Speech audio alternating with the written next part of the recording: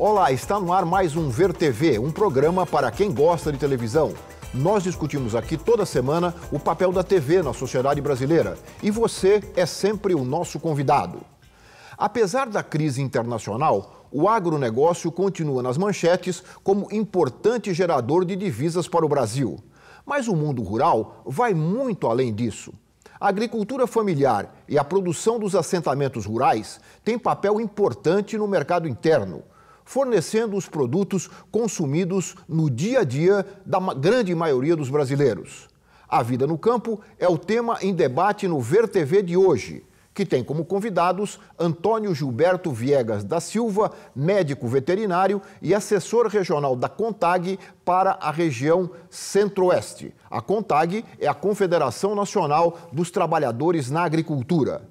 Selma Lúcia Líria Beltrão, gerente da Embrapa Informação Tecnológica.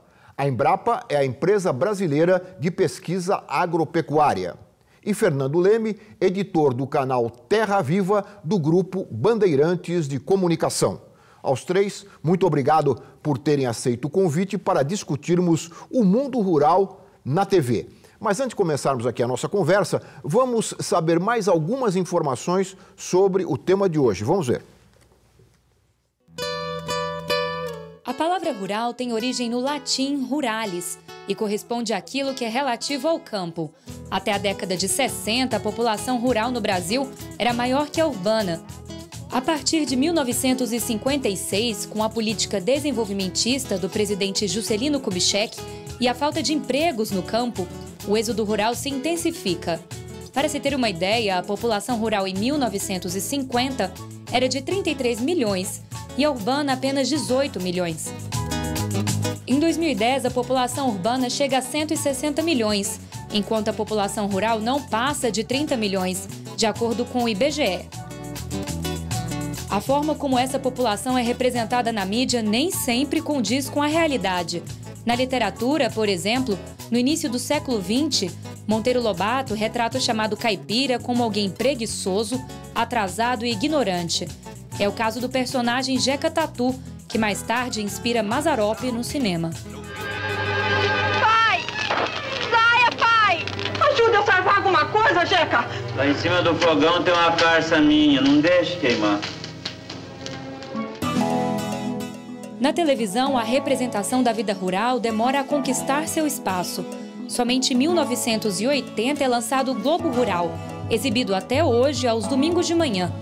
Com uma narrativa mais lenta e belas imagens, o programa aborda a cultura, o trabalho, o ambiente e outros aspectos da vida no campo. O programa teve também uma edição diária que estreou em 2000 e terminou recentemente. Em 1982, estreia na Globo Paraíso, de Benedito Rui Barbosa, a primeira novela rural da TV. De lá para cá, muitas outras novelas tiveram grande sucesso, como Pantanal na extinta TV Manchete e O Rei do Gado da Globo. A cultura do campo também está presente em programas como o musical Viola Minha Viola, da TV Cultura. Já os programas rurais regionais têm seu espaço na TV pública. De segunda a sábado, a TV Brasil exibe nacionalmente programas rurais produzidos de norte a sul do país. O Vitrine do Campo já está no ar. Quer saber os nossos destaques de hoje? Eu conto para você agora. Conheça a região do Matopiba, a última fronteira agrícola do país. Você sabe vacinar o seu rebanho? Hoje o Vitrine do Campo traz todas as dicas para manter a eficiência na hora da vacinação. Na TV por assinatura e na TV aberta por satélite há canais dedicados exclusivamente à temática rural, como o Canal Rural, lançado em 1998, e o canal Terra Viva, inaugurado em 2005. Também por satélite existem mais 4 emissoras dedicadas ao agronegócio: Agrocanal, Novo Canal, Conexão BR e o Canal do Boi. Se o agronegócio está muito bem representado na TV comercial, o mesmo não pode ser dito sobre a agricultura familiar. Os pequenos agricultores, que produzem a maior parte do que vai para a mesa do brasileiro, têm pouco espaço na TV. Privilegia o grande, né? Porque o pequeno sempre As ideias do pequeno quase nunca nem é dada, né? O pequeno produtor é o último a ser visto até hoje ainda, mas é o que mais trabalha. Eu acho que a participação do agricultor no programa ajuda muito a orientação para outros agricultores até. O pequeno produtor, ele tinha que ter mais espaço sim, né? Porque ele produz, né? Principalmente o programa familiar, né? Que hoje é a maioria quase, que tem o grande produtor, mas se o grande produtor não tiver o pequeno, ele não tem como produzir sozinho, né? Eles poderiam abranger mais um pouquinho a realidade do campo, né? A realidade é acompanhar no campo para ver realmente como é que é a luta de um pequeno agricultor, né? E numa ficção, num filme, não, eles mostram tudo perfeito. E na realidade não é o perfeito. É mais sufocante, né, trabalhar na roça do que aparece na televisão. Fernando, eu vou começar com você porque as críticas são bastante incisivas, né? Dessas pessoas que nós ouvimos aqui para o Ver TV. No caso específico do Terra Viva, vocês atendem essas demandas, quer dizer, do pequeno agricultor, do agricultor familiar, ou estão mais atentos ao agronegócio, ou aos grandes produtores? Não só agronegócio, mas também na pecuária. Na realidade, o pequeno produtor ele aparece na forma do extensionismo rural. Né, de você poder orientar esse produtor a como produzir melhor. Mas a gente, falando de grandes emissoras, é claro que o espaço maior vai ser para o grande produtor. Né? É o cara que investe, é o cara que vai exportar. E essa foi uma das inquietações quando eu fiz minha pesquisa também. Né? Por trabalhar no canal, essa questão do pequeno produtor aparecer, né, e mostrar as suas dificuldades. A sua pesquisa foi sobre esse tema? Foi sobre o homem do campo na TV. Né? Porque essa era uma questão que aparecia nas emissoras, tanto no Terra Viva como no Globo Rural, era mais visível realmente o grande produtor. E o pequeno produtor nem sempre era representado. Né?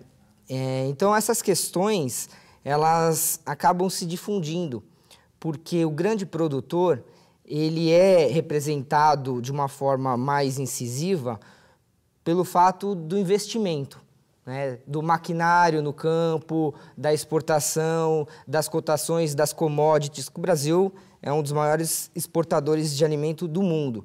Então, você orientar esse grande produtor a como produzir mais em menor espaço, ele acaba sendo mais mostrado mesmo. E tem a ver também com a publicidade, né? Com as verbas publicitárias também? Acaba. No canal segmentado, a audiência em si, ela não é tão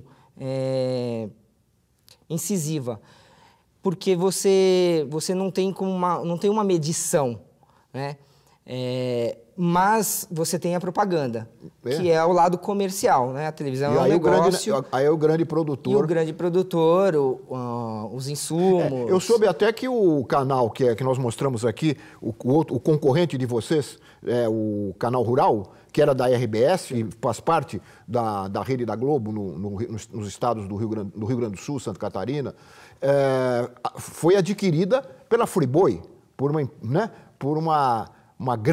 das maiores corporações de negócios agropecuários do Brasil, para ver como é que essa ligação é muito forte. Mas eu queria colocar a Selma também aqui na conversa e falar um pouco da Embrapa, porque a Embrapa produz, né, material de audiovisual, né? Mas eu queria também ouvi-la sobre como você vê a presença do trabalho da Embrapa nesses programas que nós estamos falando. A Embrapa ela investe em programas nesse formato já desde a década de 90. E como uma forma de ampliar os seus canais de relacionamento com a sociedade como um todo. Isso seja o agricultor familiar, seja o grande produtor. Né? E os programas que a empresa trabalha, eles têm um foco maior na tecnologia em si. Né? Não são uma vitrine, né, de vários formatos, enfim, não é uma revista eletrônica. Então, mas a preocupação, porque hoje a pesquisa agropecuária, ela não está voltada apenas para aumentar a produção de alimentos. Ela tem que estar antenada com tudo que está acontecendo no mundo rural. E a reportagem mostra muito bem como modificou esse mundo rural nas últimas décadas, né? Então, os programas, eles abordam diversos temas, mas sempre focado nas tecnologias, nas soluções tecnológicas e que passam por tecnologias sociais para o agricultor, para os assentamentos, mas também para grandes produções, como no caso das commodities, né?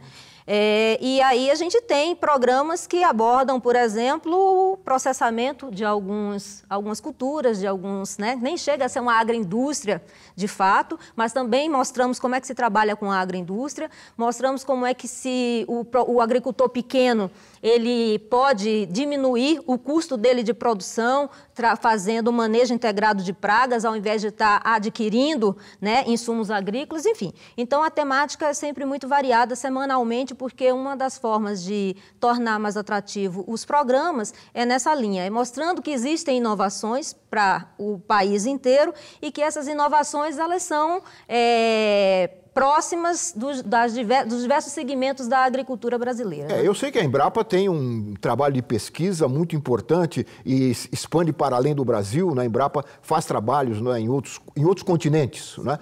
E a minha pergunta já foi feita inicialmente, eu gostaria que você respondesse agora. Esta produção da Embrapa, essa produção tecnológica, essas pesquisas que vocês mostram nos programas que vocês produzem, aparecem também nos outros programas que não são os programas da Embrapa? Sim. Os programas... A Embrapa ela é fonte para diversos programas na área rural. Né? Desde o programa que foi mostrado aqui e foi criado na década de 80, que é o Globo Rural, ao Terra Viva, estávamos conversando há pouco sobre isso. Enfim, todos os programas, todas as emissoras que hoje têm essa segmentação, por ser a maior empresa brasileira de pesquisa, né, no país, então a empresa ela é muito demandada para estar sempre passando informações e os conhecimentos que são gerados, né, nos seus laboratórios, nos seus campos experimentais. Muito bem. Eu queria então agora entrar com o Gilberto aqui na conversa, falando do lado do trabalhador rural, já que você é um assessor da Confederação Nacional dos Trabalhadores na Agricultura, a CONTAG. Como é que você vê? Nós vimos aquelas reclamações aqui no começo, também gostaria de ouvir a sua opinião sobre isso. Como é que o trabalhador se vê ou não se vê nos programas rurais?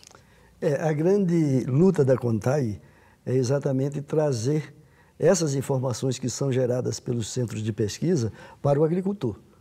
E a dificuldade que a gente tem é que a grande mídia, de uma maneira geral, ela traz isso como para a grande agricultura, para a agricultura empresarial, não é para a agricultura familiar. A gente tem vários exemplos pelo país inteiro de alternativas a uma agricultura mais sustentável, uma agricultura com menos veneno, uma agricultura orgânica, agricultura agroecológica, e que a gente não vê isso com a intensidade que ela acontece no Brasil inteiro nos programas de televisão. A gente não vê. Vê algumas, entretanto, a propaganda ou a difusão da grande agricultura, da agricultura empresarial, isso a gente vê com muito mais intensidade. E como é que o trabalho, quer dizer, como é que este pequeno agricultor, etc., tem conhecimento ou pode ter acesso, por exemplo, a tecnologia e as descobertas científicas da Embrapa e de outros órgãos de pesquisa? Esse é o grande gargalo para a inovação tecnológica para a agricultura familiar. A gente sabe que os centros de pesquisa, tanto a Embrapa como as universidades, têm pesquisa não só para a grande agricultura, mas tem para a agricultura familiar também. A Embrapa tem muita pesquisa que são muito interessantes, mas que não chega, na realidade, na grande massa dos agricultores familiares. E não chega por quê? Porque a Embrapa pesquisa, mas o sistema de extensão rural brasileiro foi praticamente desmontado. Essa é a nossa grande luta. O que era, só para o telespectador entender, o que era o sistema de extensão rural? Na década de 60, quando houve essa expansão que a gente viu aí do agronegócio, do agronegócio, a extensão rural, o governo brasileiro, o Estado brasileiro, criou duas empresas. Uma é a Embrapa, de Pesquisa, que até hoje está produzindo conhecimento, produzindo pesquisa, e a outra foi a Embrater, que coordenava todo o sistema de extensão no Brasil inteiro. A Embrater, ela foi extinta e ficou a Embrapa. Com a extinção da Embrater, o que é que aconteceu? Aconteceu que o sistema brasileiro se desfez praticamente. Ficou a cargo dos estados, o sistema de extensão rural, que foram aos poucos definhando. Hoje, só para se ter uma ideia, eu estava comentando antes do programa, a extensão rural no estado de Mato Grosso tem em torno de 600 funcionários. Nós temos 546 áreas de assentamento. E tem 600 funcionários, não chega a 300 técnicos. E técnicos que, em sua grande maioria, foram aposentados e continuam trabalhando. Teve um concurso agora recente que entrou 100 técnicos. Isso não representa basicamente nada para o estado de Mato Grosso, com 540 e tantos assentamentos. Se o pequeno agricultor não recebe informação por aí, pela extensão rural, ele tem razão em se queixar que também não recebe pela televisão. Como é que é? Pois é, vocês fazem a pesquisa lá e ela não chega na ponta? Então, a gente trabalha no Brasil inteiro, mas também trabalha em redes, né, em parcerias. E as emissoras, sejam elas abertas ou fechadas, são o que a gente busca para poder fazer chegar até esses agricultores. Nós fizemos uma pesquisa de audiência com relação a um dos programas que a Embrapa mantém, que é o Dia de Campo na TV, em 2013. E um aspecto bastante interessante que nós observamos nessa pesquisa é que os extensionistas e os professores de escolas agrotécnicas, institutos federais e escolas de ensino médio, são os que mais utilizam essas informações pela televisão. Ou seja, aquilo que é produzido nos programas e passado, né, veiculado, eles utilizam na sua atualização e no seu trabalho de extensão e nas escolas, obviamente, né? E também, onde existe antena parabólica, ou seja, a população que é mais atendida por antena parabólica também é a que mais assiste o programa. Então, o que nós enxergamos é que ainda existe um espaço bom para se trabalhar, grande e que precisa ser investido. Muito bem. A questão é essa, investir nesses espaços. Muito bem, Selma. Eu vou ter que fazer um rápido intervalo. O Ver TV volta já conversando sobre o mundo rural na televisão.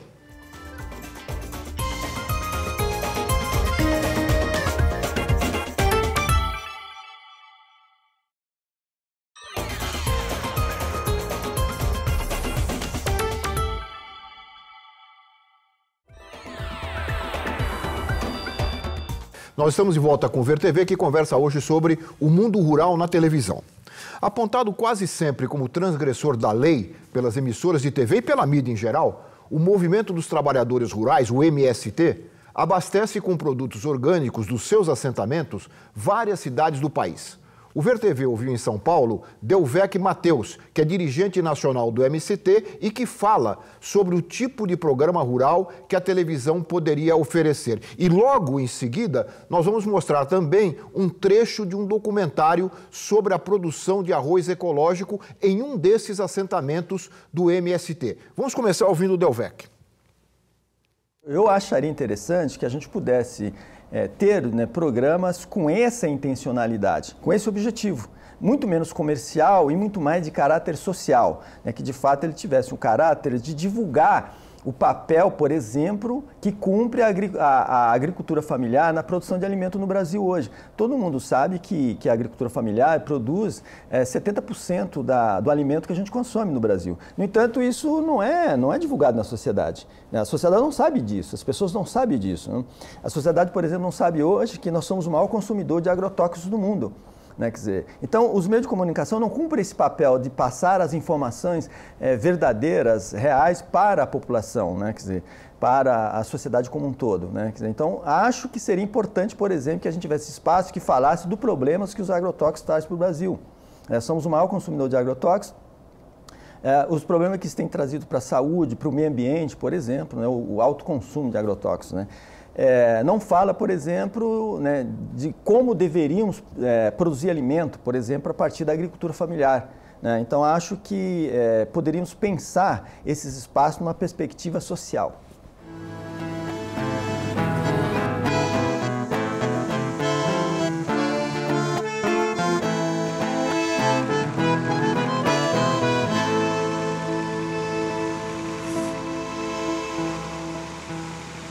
faço parte do grupo gestor do arroz, né? É um grupo de 470 e poucas famílias hoje assentadas no estado do Rio Grande do Sul, a maior parte aqui da região de Porto Alegre, e nós trabalhamos com o arroz orgânico. A minha função hoje é produzir alimento saudável e comercializar nas feiras. Onde a gente nasceu e se criou numa região norte do estado do Rio Grande do Sul, onde a gente produzia arroz quando a gente convivia com os pais, numa agricultura familiar bem pequena e quase sem terra. O arroz era um alimento que se produzia apenas para comer. Quando a gente foi assentado em 2001, que a gente chegou em Eldorado, se deparamos com uma realidade completamente diferente. A gente era acostumado a plantar naquela região milho, soja, fumo, feijão. E a gente veio nessa região onde é completamente diferente. Essas culturas de feijão, soja não se adaptam, principalmente nessas áreas de várzea. Aí que veio o desafio do arroz. Todo o processo, principalmente a produção de arroz, se não existir a cooperação, não consegue avançar, porque é uma produção muito cara. E eu acho, e tenho certeza hoje, que a principal cultura que é mais fácil produzir em alta escala, não em pequenos canteiros, só para subsistência, inclusive para comercialização, para fornecer para a escola, para a Conab, para o mercado, é o arroz. Eu acho que este é um tipo de informação que às vezes não chega para o grande público, né? Quando se fala em MST, é sempre invadir propriedade, não é? É sempre na área policial, né? E nós estamos vendo aqui, são pessoas que estiveram aí na luta pela terra e depois foram assentadas e agora estão produzindo, né? E produzindo de uma maneira bastante diferente, né? Produtos livres, né, de agrotóxico. Eu acho que a sociedade está começando a ter uma certa conscientização do perigo que é continuar usando, né, e se alimentando com produtos que usam agrotóxico da forma como é usado no Brasil. Acho que o Gilberto estava falando sobre isso, né? Exatamente. O que é mostrado aí é muito interessante, porque na região do Centro-Oeste isso é muito característico, né? A gente que anda muito pela região do Mato Grosso, a gente verifica a quantidade de agrotóxico que é jogado no solo e nos mananciais hídricos. E mais do que isso, no ar. E tem um estudo da Universidade Federal de Mato Grosso que ele, em várias cidades, levantou o nível de contaminação de poços, no sangue humano, no leite materno, inclusive. Isso é um estudo que foi feito pelo professor Pignato, da Universidade Federal de Mato Grosso. E isso aí vem contaminando não só as pessoas que estão diretamente ligadas à lavoura, mas as pessoas que moram no seu entorno. Haja vista que Lucas do Rio Verde, por exemplo, é uma cidade de alta produção de soja. Em 2006 teve um desastre ecológico muito grande. Há um livro de um colega nosso, Paulo Machado, que é excelente, que narra essa catástrofe. Parece que o avião começou a jogar veneno nas casas, né? Na zona urbana. Ele jogou na plantação e esqueceu de fechar os aspersores. E quando chegou na cidade, formou uma nuvem de agrotóxico ali em cima e queimou o experimento de pesquisadores da prefeitura. Se queimou jardim das casas. Foi um desastre, realmente. E aquilo lá quase não saía na mídia, a não ser pelo esforço do presidente do sindicato da época, o Sindicato dos Trabalhadores Rurais, que acionou Brasília e foi esse jornalista lá fazer a cobertura. Porque a imprensa local estava segurando para ficar só no local, né? Isso aí teve uma repercussão muito forte e hoje a grande preocupação é exatamente essa. Qual é o nível de contaminação, não só do solo e da água, que já é muito alto, mas das pessoas que estão envolvidas diretamente nessa atividade. Eu fico pensando, Fernando, se programas como o seu, ou agora do Friboi, né, que é o dono do canal rural, tem espaço para isto, né, que é uma coisa que diz respeito à saúde da população. Mas eu sei, eu não quero te colocar aqui numa saia justa, mas eu sei que os interesses comerciais são muito fortes, né? Não vai me colocar em saia justa, não. Lá no canal, no Terra Viva, uma coisa é muito clara numa reunião de pauta em relação aos orgânicos ou transgênicos. Nós fazemos as matérias e damos espaço para todas. Inclusive, ontem, nós exibimos uma grande reportagem falando sobre uma feira de produtos orgânicos que aconteceu aqui em São Paulo, para poder divulgar cada vez mais os produtos orgânicos. Então, em relação à exibição dessas matérias, a gente não tem nenhuma restrição. Mas uma crítica que eu tenho lá dentro, e isso também estava na minha pesquisa, era o espaço ao MST, né? De dar voz ao MST, no sentido de mostrar as produções que são realizadas por eles.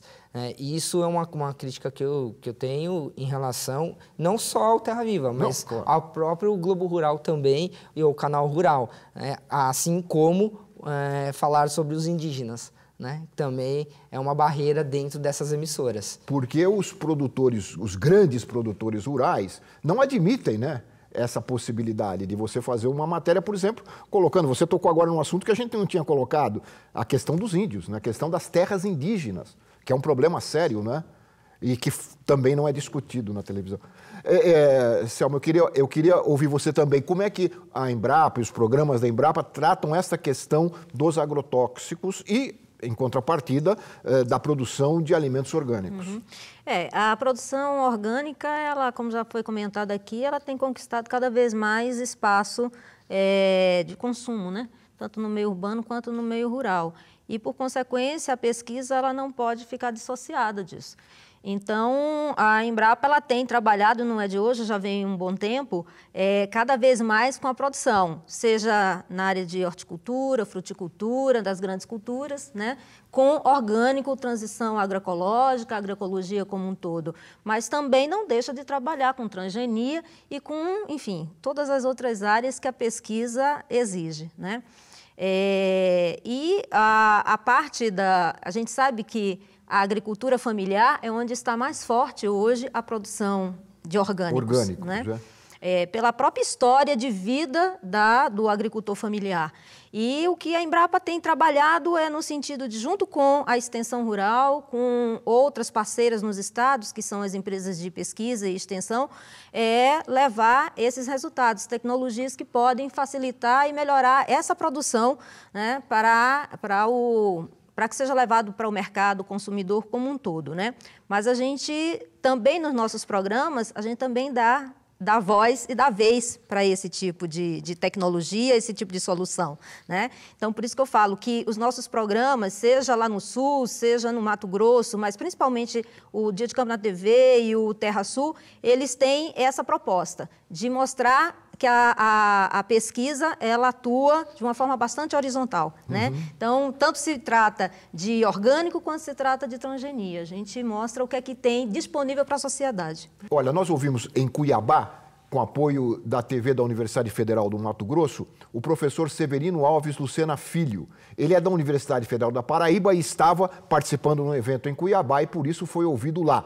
Ele fala sobre a mistura do mundo rural com o urbano e sobre como a televisão deveria se adaptar a este modelo brasileiro que ele chama de rural-urbano. Vamos ouvi-lo.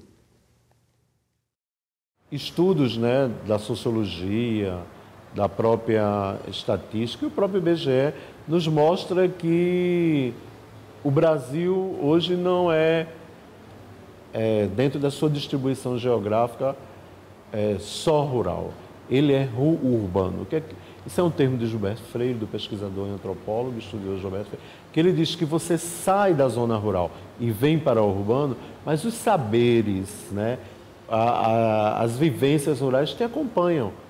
Né? Então, eu acho que há necessidade de um repensar, né, da grade dos programas de televisão, quer seja comerciais ou das TVs, da TV educativa, de colocar de forma segmentada matérias da área rural.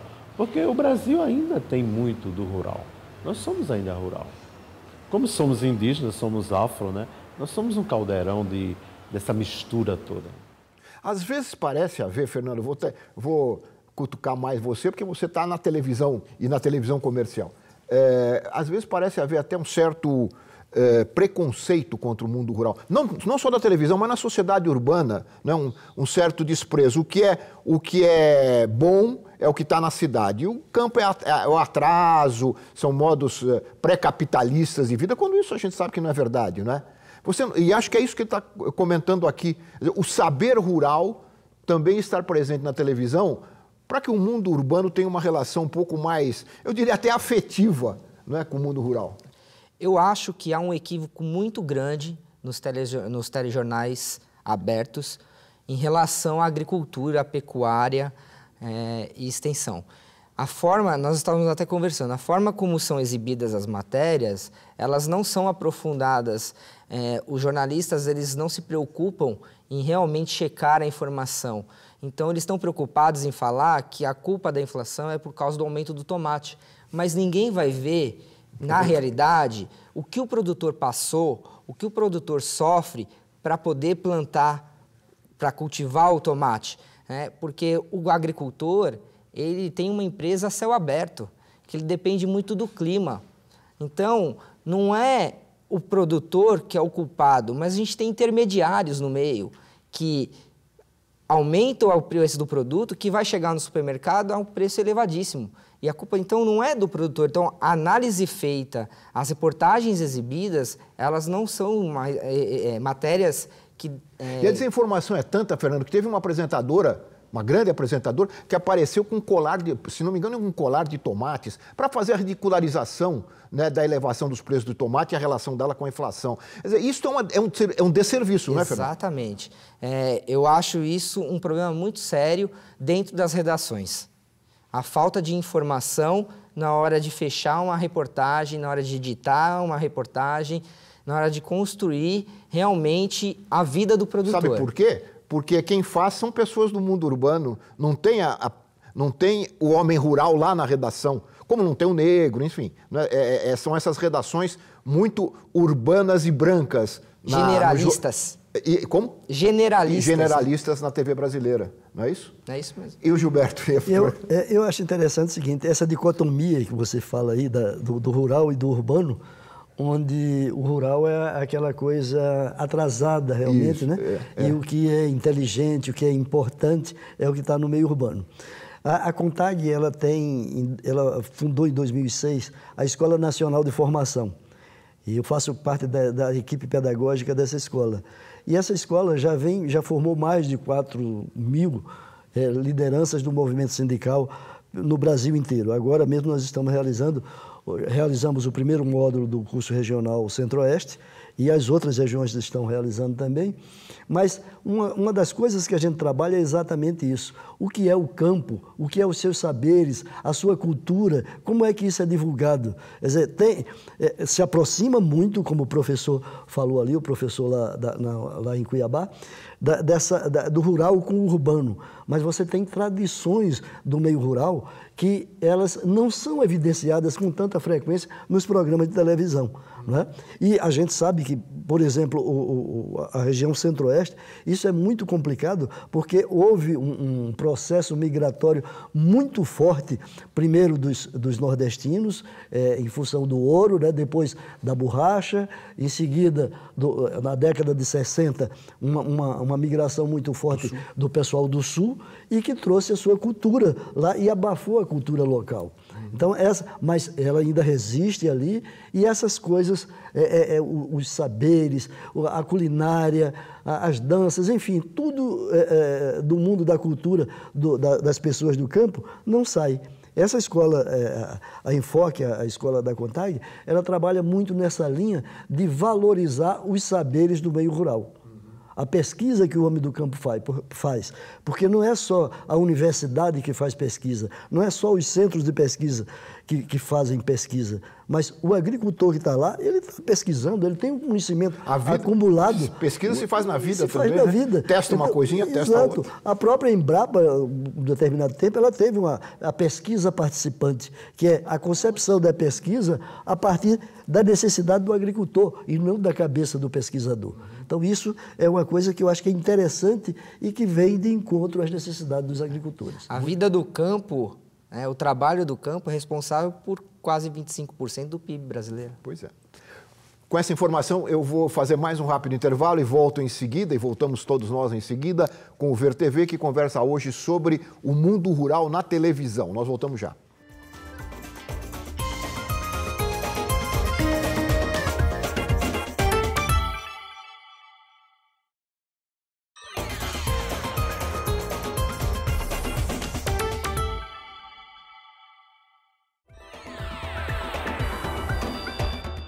Nós estamos de volta com o Ver TV, que conversa hoje sobre o mundo rural na televisão. E no intervalo nós conversávamos com a Selma, ela lembrava que no mundo do campo, ou pelo menos nas cidades do interior do Brasil, a cultura, a vida, né, que pode ser mostrada pela televisão, vai muito além da agricultura, né?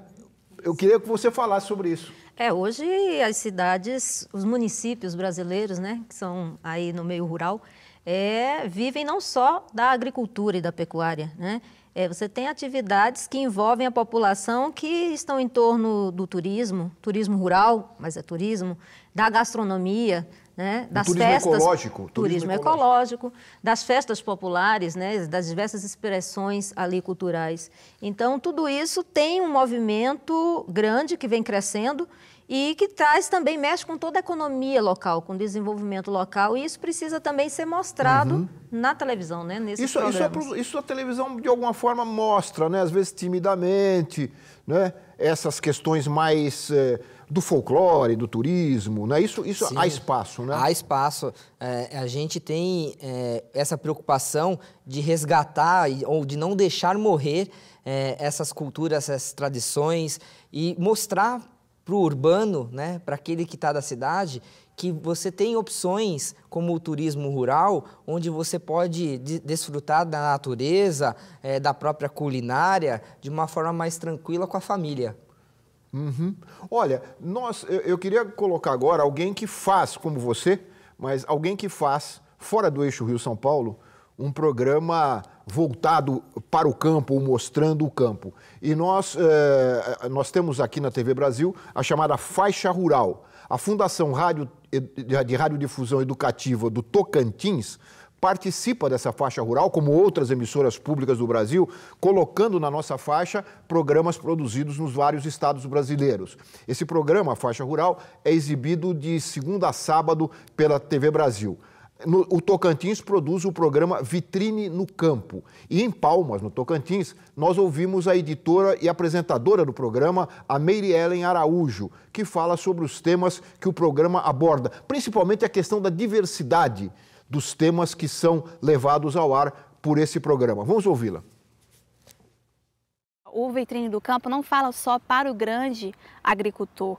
Apesar de a produção de soja ser muito forte aqui, existem várias produções pequenas, como de mandioca, a parte de hortas, hortaliças, que ainda é muito pequena, mas de pouquinho em pouquinho é esse público também que quer nos ouvir. Eles querem as nossas dicas, eles querem ser vistos lá. Então a gente acaba falando de tudo um pouco.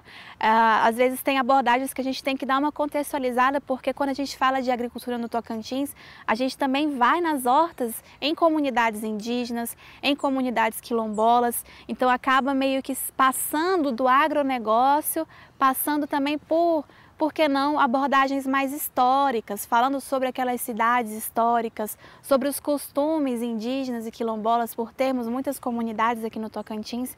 Então a agricultura também passa por esses assuntos e a gente dá essa contextualizada porque isso também faz parte do que é o agronegócio tocantinense, o que é a agricultura tocantinense, né? A principal diferença que a gente sente se esse programa fosse para um formato de uma TV comercial seria a liberdade que a gente tem na TV pública por estar desatrelada a comerciais, a anúncios de certas empresas, de empresas ligadas ao assunto do programa, né? A gente tem essa liberdade.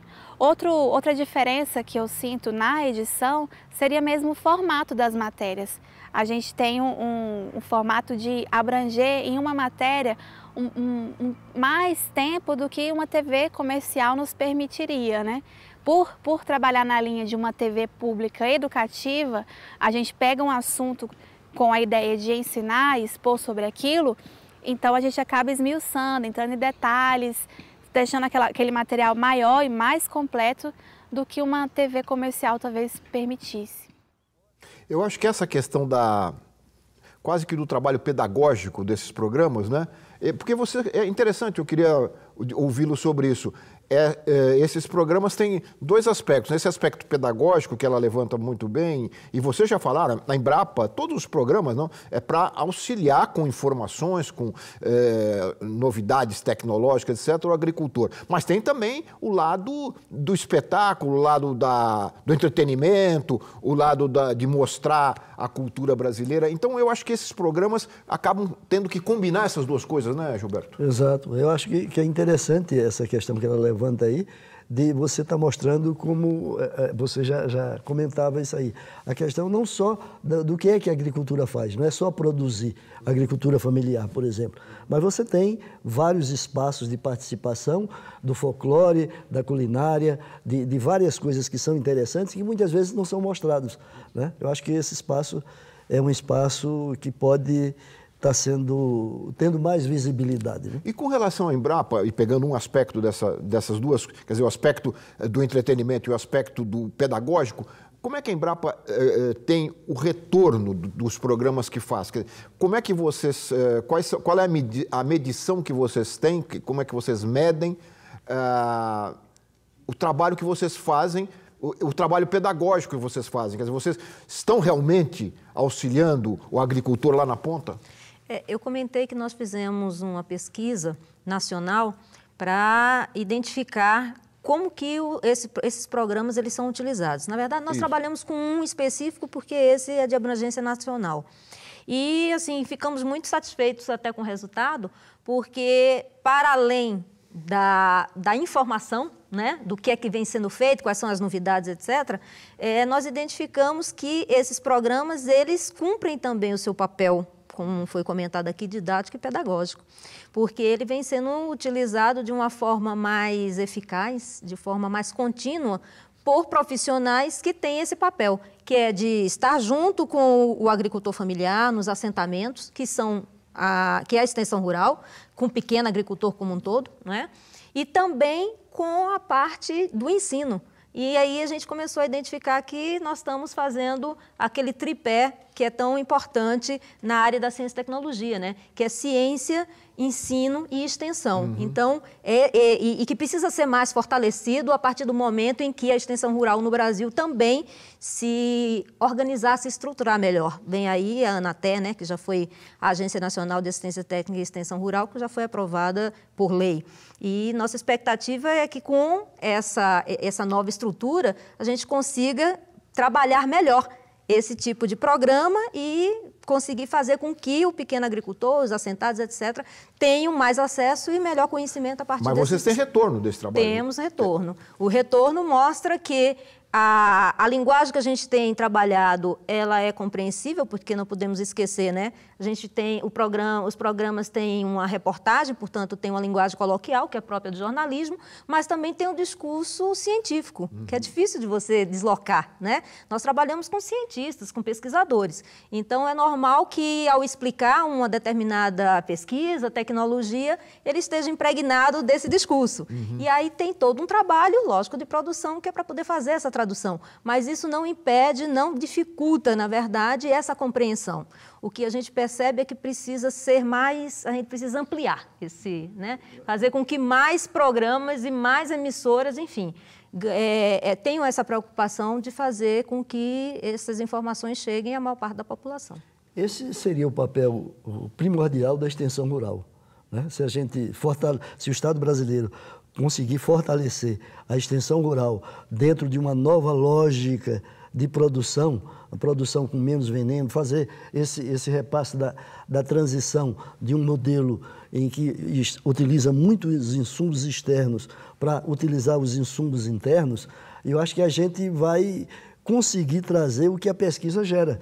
Esse papel que diz, olha, qual é a linguagem que fala o agricultor? A extensão é muito capacitada para fazer esse trabalho, porque você tem a linguagem do pesquisador, a linguagem acadêmica, e ele pode estar decodificando isso e trabalhando junto com o agricultor, inclusive levando as demandas desse agricultor para os centros de pesquisa. Agora, Gilberto, você toca na questão, você falou várias vezes aqui no veneno, né? Sim. Que nós, infelizmente, a gente gosta de comer salada porque é uma coisa saudável e a gente está comendo, junto com a salada, né, umas doses altas, infelizmente, de veneno. Como é que é a pressão dessas grandes multinacionais que vendem esse tipo de veneno, vamos falar desses agrotóxicos, né? Sobre o produtor, mas sobre também a televisão, sobre o mercado, sobre as emissoras. Eu estava vendo anteontem uma pesquisa que saiu na Universidade da França e que ainda não está bem divulgada ainda, uma pesquisa de 2 anos mostrando os resultados dos transgênicos na saúde dos ratos. Eles fizeram um trabalho e não divulgaram o início dos dados exatamente porque senão poderiam cortar a verba que patrocinava a pesquisa. Agora eles divulgaram. E está uma pressão muito grande das grandes corporações de agroquímicos exatamente por isso. Porque eles já estão divulgando, começaram a divulgar essa pesquisa de câncer que foi provocado nos ratos que comiam os produtos transgênicos, né? Geneticamente modificados. Então, a pressão é muito grande, porque na região centro-oeste, o professor Bernardo Mansano, ele fala muito o seguinte: houve uma desterritorialização da agricultura familiar na região centro-oeste. E a região centro-oeste foi territorializada exatamente pelo agronegócio. A agricultura familiar tem em torno de 70% dos estabelecimentos da agricultura familiar e detém apenas 10% das terras na região centro-oeste. Então, é uma disparidade muito grande. Você tem 70% dos estabelecimentos e detém apenas 10% das áreas produtivas. Pois é, Fernando, eu acho que essa questão também é uma questão difícil para você abordada, né, na mídia comercial. Essa questão dos transgênicos, a questão desses que o Gilberto chama de venenos, né, que nós comemos. Essa questão de defensivos agrícolas, ele é pouco abordado dentro dos canais segmentados. Ele é quase zero. Quase zero e os transgênicos... são feitas reportagens sobre os transgênicos, né? Mas em relação ao que nem essa pesquisa eu não conhecia, né? Então, não há nada dentro das redações que são proibidas de ser ditas ou de ser abordadas, mas elas são quase não aparecem nas pautas, né? Nem são... Porque os jornalistas sabem onde estão trabalhando, não é? São situações que a gente... nós somos funcionários, né? Pois é. Nós estamos chegando ao final do programa. Eu queria também ouvir uma palavrinha de você sobre a eficácia desses programas que nós vemos aí, por exemplo, o Canal do Boi, né? Que às vezes eu passo na parabólica e está lá o boi andando. Como é que... não só isso, né? Mas a questão das informações sobre as bolsas, sobre o valor, que são informações que são dadas diariamente e, pelo que eu sei, são importantes, né, para o produtor. Mas aí pega todos os produtores ou é só o grande produtor? Essas informações? Essas informações são mais para o grande produtor. Sim. Mas são muito usadas por eles.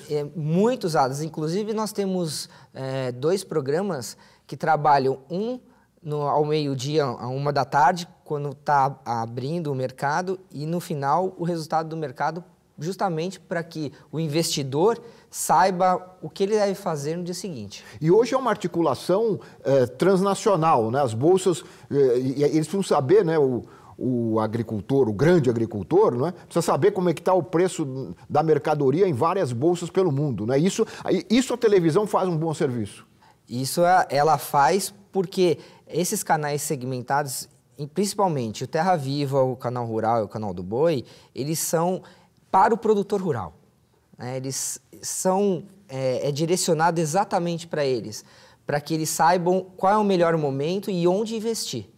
Então, o objetivo desses canais, geralmente o objetivo deles é o grande produtor. Muito bem. Eu queria ouvir você também, Selma, sobre perspectivas da Embrapa. Você falou que vocês têm 4 programas. Há uma perspectiva de ampliação, de vocês terem um canal semelhante a esses canais comerciais, para não ficar dependendo apenas da reprodução dos programas de vocês por outros canais? A perspectiva existe, ainda mais com as possibilidades da TV digital. Sim. Né? É claro que a Embrapa é uma empresa pública e tem toda uma questão de investimento, de orçamentos, etc.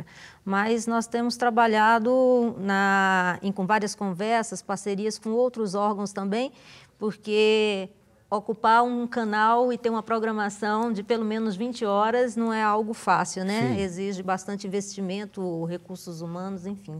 Então, isso mas vocês têm mas vocês têm uma produtora própria, a Embrapa tem um núcleo de televisão em Brasília e um outro núcleo de televisão lá no sul, que está em Pelotas. Uhum. Esses dois núcleos produzem esses programas semanais e em parceria com algumas emissoras, também alguns centros de pesquisa. E só para o telespectador ter clareza, se ele quiser, como é que ele faz para acompanhar esses programas semanais? Todos estão no YouTube. Na internet disponível, e fora isso eles também são veiculados na NBR, na TV Brasil, Terra Sul, na TV Câmara, semanalmente, sempre aos domingos, às 8 horas, e no Canal Rural, às 9 da manhã, na sexta-feira. Muito bem. Gilberto, para concluir, como é que são as perspectivas do trabalhador no campo? Né? Elas melhoraram? O trabalho da CONTAG, o trabalho do MST, tem melhorado a vida dos trabalhadores rurais? E como é que vocês veem como isso pode ser melhor mostrado pela televisão? A CONTAG tem buscado essa melhoria ao longo dos anos, né? Agora, nós tivemos a 21ª edição do Grito da Terra Brasil e tem uma pauta de reivindicações exatamente buscando a melhoria das pessoas do campo. A Marcha das Margaridas também, que ocorre a cada 3 anos, também tem buscado melhorar a vida das pessoas do campo. Ela é bem divulgada, a Marcha das Margaridas? Pois é. Em 2011, nós tivemos 70 mil mulheres em Brasília. E no dia seguinte, o que a gente ouviu foi que as margaridas passaram em Brasília e deixaram uma quantidade de lixo imensa. Isso foi o que saiu numa das principais redes de televisão em Brasília.